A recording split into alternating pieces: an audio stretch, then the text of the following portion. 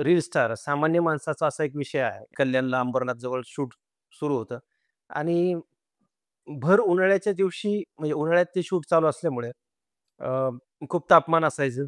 लहान मुलं आमच्या सोबत असायची फिल्ममधले. माझी मुलगी आहे, तो छोटा माझा मुलगा आहे. हे सगळेजण आणि आम्ही. पण ज्या दिवशी टीझर YouTubeला आला, तर मला पूर्ण महाराष्ट्रातून फोन आले. म्हणजे जिथं-जिथं माझा जाण्याचा योग आला होता फिल्मच्या निमित्तानं किंवा मला ओळखतायत. एक चॅनलवाला हूँ नागपुर से, तो थोड़ा ये न्यूज़ में लगेगा. अरे तेरी ज़बान तो इधर की नहीं लगती. नाही का, ते एकदा असं मला बोल म्हणलं मैं तेरे को कल बताता हूँ. एक दुसऱ्याला नंबर दिला आणि गेलो. पण मी तिथून निघतानाच मी अण्णांना मेसेज केला, की डॉन सापडला. सायली कशी सापडली? सायली ॲक्चुअली माझा मित्र अमित बोक्से नावाचा माझा मित्र आहे खेडचा, राजगुरुनगरचा. तो आणि आम्ही एका गाडीवरून टू व्हीलरवरून जाताना ती त्याला दिसली. नमस्कार, मी कपिल. तुम्हा सगळ्यांचं खूप खूप स्वागत. फायनली आपली रील स्टार ही फिल्म दिवाळीच्या मुहूर्तावर रिलीज होते आणि त्याच निमित्ताने सिनेमातील कलाकार, तंत्रज्ञ आणि इतर महत्त्वाच्या व्यक्तींशी आपण गप्पा मारतोय. सिनेमाचा एकूण प्रवास कसा होता? पडद्यामागे काय-काय गमती-जमती घडल्या? सिनेमा तयार होता-होता काय-काय अडचणी आल्या? कसा सगळ्याचा सामना करावा लागला? या सगळ्या गोष्टी तुमच्यासमोर मांडण्याचा यामागचा आमचा घाट असणार आहे. सो आता माझ्यासोबत एक कुशल मंजुळाचं खूप खूप स्वागत. पहिलाच प्रश्न माझा आहे, की सिनेमाच्या टीझरला खूप चांगला रिस्पॉन्स मिळाला आहे आणि लोकांना टीझर आपला आवडतोय. तुम्हाला तुमच्यापर्यंत काय-काय प्रतिक्रिया आल्यात किंवा तुमच्यापर्यंत प्रेक्षकांकडनं काय-काय रिएक्शन्स टीझर संदर्भात आल्या?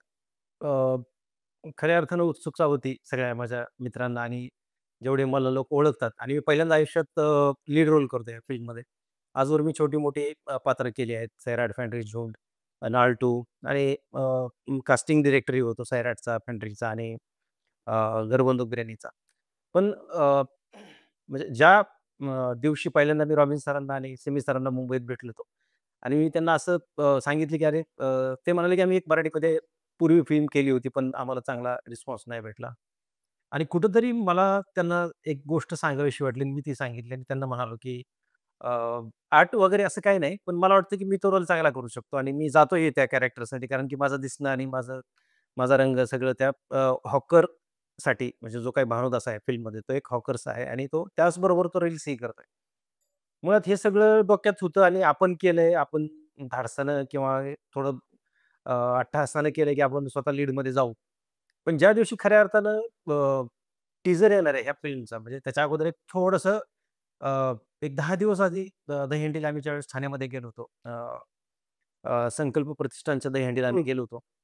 आणि तिथे अचानकच पाठीमागून स्क्रीनवरती रील स्टारचा टीझर ज्यावेळेस लागला, त्यावेळेस मीही तो पाहिला नव्हता आणि आम्ही सगळे वळून तो टीझर पाहत होतो. त्यावेळेस आमच्याबरोबर हजारो लोकं ते पाहत होते आणि काही टेक्निकल लोकं, काही इंडस्ट्रीतली लोकं होती आणि सगळ्यांना तो आवडल्याचं आम्हाला त्याच्या चेहऱ्यावर जाणवलं. कारण की ज्यावेळेस तो टीझर संपला, त्यावेळेस म्हणजे जे काही जो तिथले रिस्पॉन्स हां, तो असला गोविंदाच होते किंवा तिथले लोकं जी बघे होते, सगळ्यांनी खूप लाईक केलं आणि मला वाटलं की हे होऊ शकतं. पण त्यानंतर 10 दिवसानं जे काही आपण सगळ्यांनी शेअर केलं, माझ्या मित्रांनी वगैरे, की टीझर येतोय उद्या वगैरे आणि म्हणजे तो कशा पद्धतीनं लोकांना आवडेल, नाही आवडेल हे सगळं संभ्रम होता डोक्यात. पण ज्या दिवशी टीझर YouTubeला आला, तर मला पूर्ण महाराष्ट्रातून फोन आले. म्हणजे जिथं-जिथं माझा जाण्याचा योग आला होता फिल्मच्या निमित्तानं किंवा मला ओळखतायत. मी पोलिसमध्ये पण होतो. मग माझं जे काही सर्कल आहे, पोलीस खात्यातले मित्र असतील, ट्रेनिंगला आम्ही 2,000-3,000 लोकं एकत्र होतो आणि मुंबईत मी एक 10 वर्ष पोलिसचा जॉब केल्यामुळे आणि एक पहिल्यापासूनच मित्र जोडायचा एक छंद असल्यामुळे अ, पण आपल्याला कळतं नक्की, की हे तोंड देखलं बोलतायत, की खरंच त्यांना आवडले.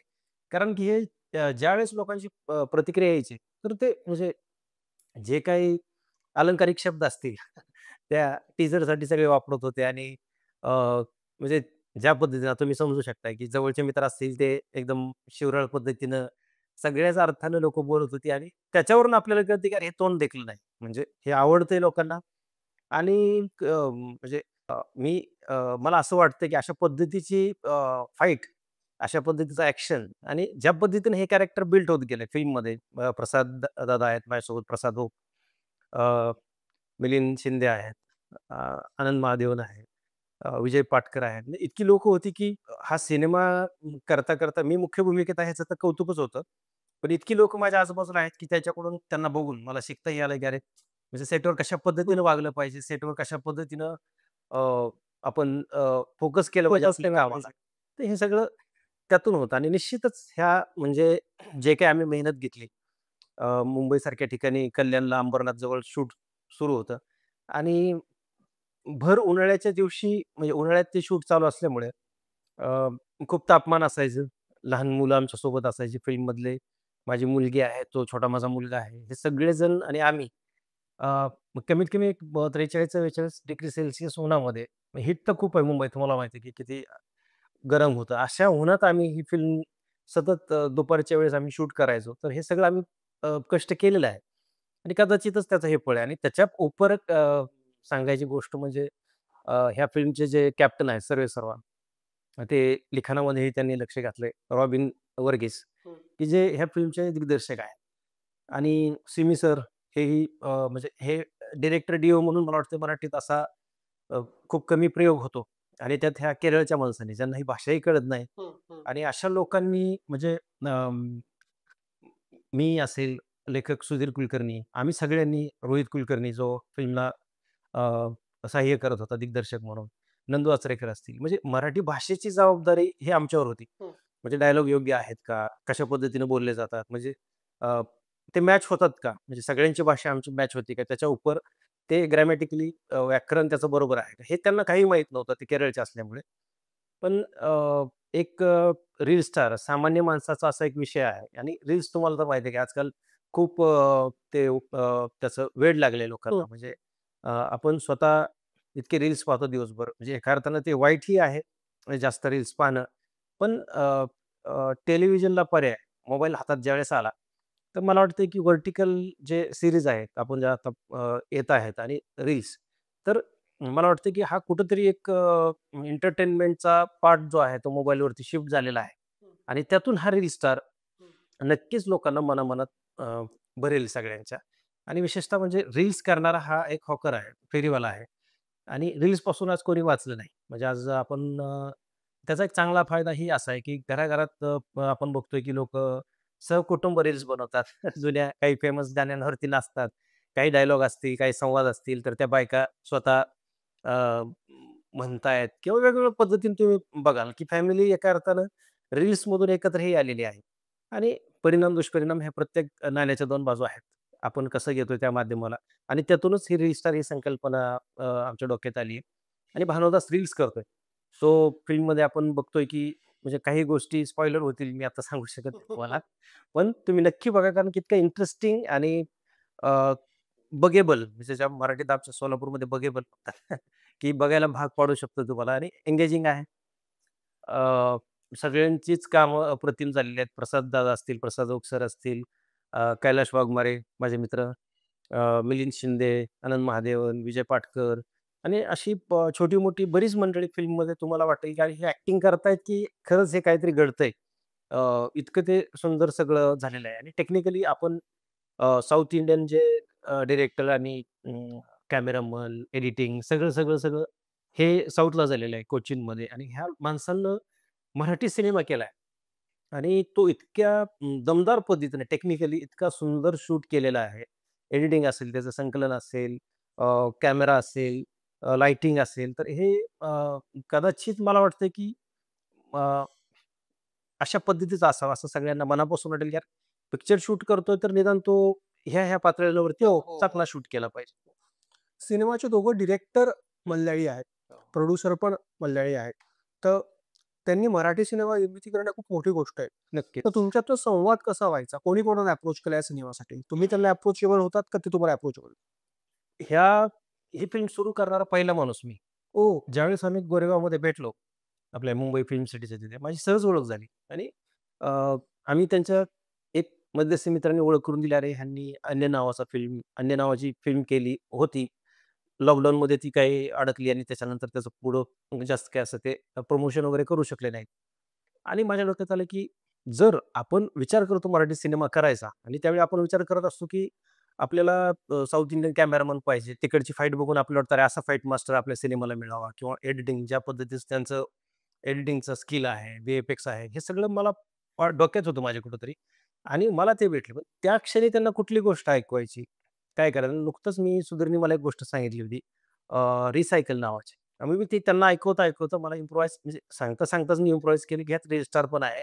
हं. आणि तो एक रजिस्टारचा एक पार्ट मी त्यात घुसमडून त्यांना ते सांगून टाकलं आणि त्यांना ते खूप आवडलं. कदाचित रिसायकल आणि त्यानंतर मला थोडं सुचलेलं रजिस्टार हे टायटल मीच दिलं होतं दिलं आहे सिनेमाला आणि रजिस्टारचा जो पार्ट आहे, हा माझ्या डोक्यात त्यांना ती गोष्ट ऐकवता माझ्या डोक्यात आला आणि ते कुठेतरी सुधीरच्या डोक्यातली रिसायकल, माझ्या डोक्यातलं त्या रजिस्टारचं येणं आणि त्यांना ते मी ज्यावेळेस ऐकत होतो, त्यावेळेस मला त्यांच्या चेहऱ्यावर दिसत होतं, की अरे ह्यांना आवडतंय. समाधान. समाधान आणि पुढच्या 10 ते 12 दिवसात मला आठवतंय त्यानुसार ॲग्रीमेंट वगैरे झालं होतं. वाह! वाह! आपण सिनेमा करतोय असं ह्यांनी मला ग्रीन सिग्नल दिला होता आणि मला विशेष वाटत होतं कारण की मी स्वतः आता वैयक्तिक मी स्वतः लिहितोय काही गोष्टी आणि करायची इच्छा आहे. मराठीत एखादी छान फिल्म करायची. पण मला गेली 3 वर्ष झालं प्रोड्युसर मिळत नाही. कारण की मराठीत जो आता स्लॅग वगैरे जे काही चर्चा चालू आहे, तर मग मी विचार करतो, अरे ह्यांनी मला इतके लवकर काय? कारण की त्या गोष्टीत दम होता. हं, हं. म्हणजे अशा पद्धतीचे सिनेमे म्हणजे तुम्ही आज एखाद्या गाजलेल्या सिनेमाची कॉपी करून तीच तुम्ही करायचा प्रयत्न केला, तर कदाचित त्यासाठी प्रोड्युसर हो म्हणणार हो नाही. म्हणणार. पण एखादा विषय जो आहे, की जो कधीच पडद्यावर आला नाही आणि जो लोकांना बघायचा आहे, तर असा सिनेमा आपण घेऊन निर्मात्याकडे गेलो, तर मग भाषेचा मला वाटत नाही, की भाषेचं काय अडथळा अडथळा असं. हां, कोणीही तुमच्यासाठी तयार होईल. कारण की तुमच्या स्क्रिप्टमध्ये ती गोष्ट पाहिजे, की हा सिनेमा आहे, हा एंटरटेनिंग आहे, हा पैसा वसूल सिनेमा आहे. तरच निर्माते पैसा लावतात, अन्यथा नाही. आणि सगळ्यात महत्त्वाचं सिनेमात ॲक्शन धुवाधार खूप तू पण केली आहेस, प्रसाद दादाने पण केली आहे. हो. प्रसाद यांनी पण पहिल्यांदाच अशी धासू ॲक्शन केली आहे. तर मजा आली असेल सगळे ॲक्शन सीन वगैरे तुम्ही शूट करताना? नक्कीच. म्हणजे गावाकडे तुम्हाला आठवत असेल, की एक एक 90च्या अगोदर व्हिडिओ सेंटर असायचे हो. आणि ₹1-2 तो पिक्चर बघायला मिळायचा. पत्र्याचा हॉल असायचा आणि एक खूप छोटा टीव्ही असायचा तो. तरी पण तो इतका मोठा वाटायचा कारण की त्यातून खूप साऱ्या फिल्म बघायला मिळायच्या. अशा ठिकाणी आम्ही फिल्म बघितल्यात आणि त्या काळी असं कुठलंच काहीच माहीत नव्हतं. म्हणजे मुंबईत इंडस्ट्री आहे हे सुद्धा माहीत नव्हतं त्यावेळेस. कदाचित आम्हाला कधीतरी टी-वायमध्ये आल्यानंतर कळालं असेल, की बाबा माहीत झालं असेल, की मुंबईतनं फिल्म बनतात. नाहीतर तेही माहीत नव्हतं. पण कदाचित त्या काळी असे सिनेमे बघून आलो ना, तर त्या हिरोला कॉपी करणं. मग अक्षय कुमारचा ज्यावेळेस खिलाडी फिल्म आली होती, तो हातावर चालतो त्याची एंट्री पहिली इंडस्ट्रीतली अक्षय कुमारची खिलाडी नावाच्या फिल्ममध्ये तो हातावर चालत येतो. मला वाटतं खिलाडी किंवा सौगंध ह्या फिल्ममध्ये तो हातावर चालतो. तर ते सगळं आम्ही कॉपी करायचो. पोहताना म्हणा किंवा व्यायाम करताना. मग ते एक कॉपी करणं सनी देओलसारखा व्यायाम करणं, तशी बॉडी बनवण्याचा प्रयत्न करणं आणि मारामारी म्हणजे लुटीपुटीची कुस्ती तर गावात होतीच.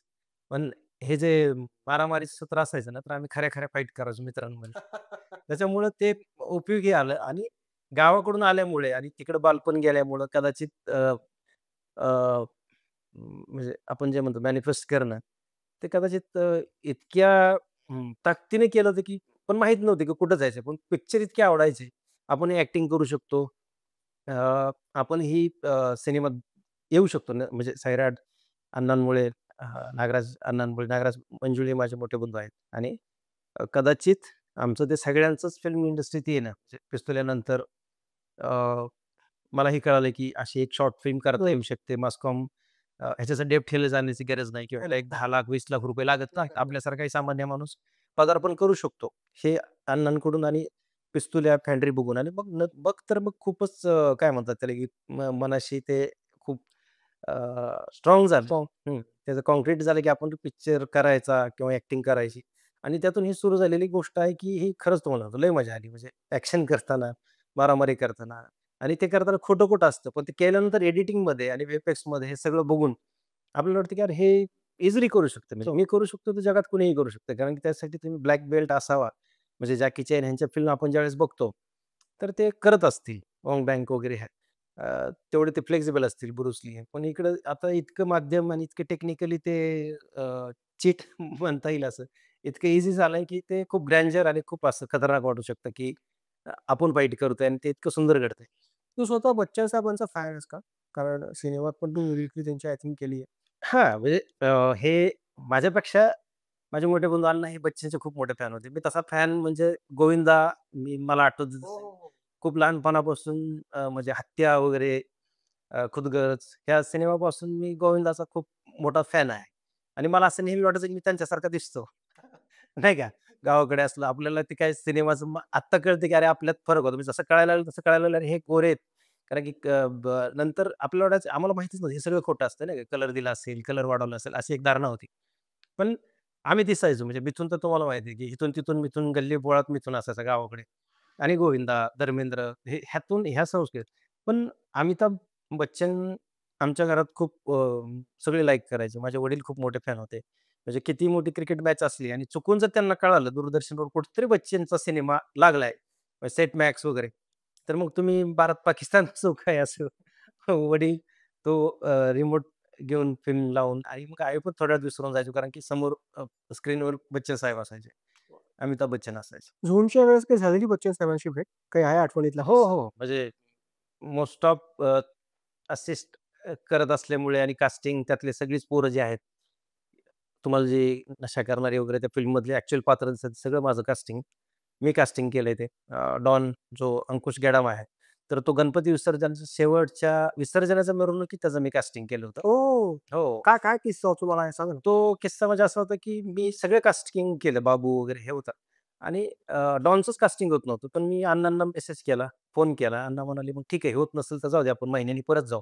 काय कोणास ठाऊक मला वाटतं, की एका पात्रासाठी परत रिटर्न येण्यात पॉइंट नाही आणि त्यावेळेस बरोबर माझ्या उजव्या टाचेला खुरपं झाली होती. 2 खुरपं एका जागी असल्यामुळे खूप मोठा असा खड्डा तयार झाला होता. डॉक्टरांनी ज्यावेळेस ते ऑपरेशन करून काढलं आणि तिथं फिरताना मग ते नाही का माझी होणारी बायको सरिता म्हणजे जी आज माझ्यासोबत आहे. ती त्यावेळेस होती, माझा मित्र गणेश. आम्ही तिघंजण फिरायचे कास्टिंगसाठी. नागपूर हे एक मोठी सिटी असल्यामुळे एक आमचे मित्रस्नेही आहेत. आमच्या तक्षशिला वागदरे यांची एक जुनी स्कॉर्पिओ घेऊन मी ती चालवत होतो आणि एकट्यालाच मला गाडी येत होती.